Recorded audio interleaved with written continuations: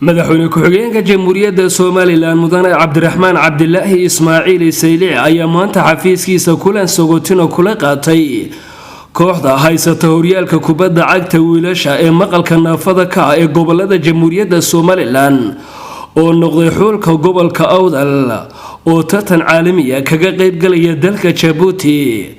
kulankan sagootinta ee madaxweyne ku-xigeenka Soomaaliland uu sameeyay waxa ku helinaya wasiirka wasaaradda dhalinyarada iyo ciyaaraha mudane Boos Mire Maxamed, hogaanka xiriirka kubadda cagta iyo khubaro dhinaca ciyaaraha.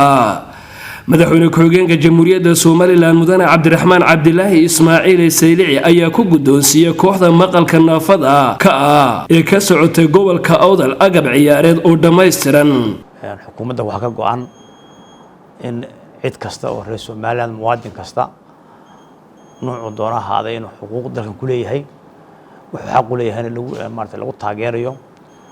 waxaan go'aanay in dadka disableka la kor loo qaado noloshooda, hadday tahay waxbarashadooda, hadday tahay caafimaadkooda, oo waxa xukuumadda Soomaaliland ka go'an.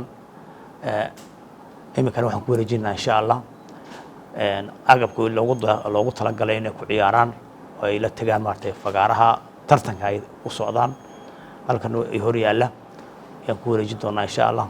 waxaanu rajaynaynaa guul, waxaan isu ducaynaynaa in Ilaahay ku nabad yeelo.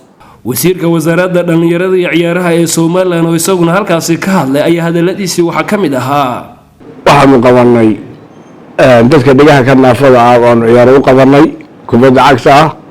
waxa ciyaar finalkii qaatay ciyaartooyinka ka socday gobolka Awdal.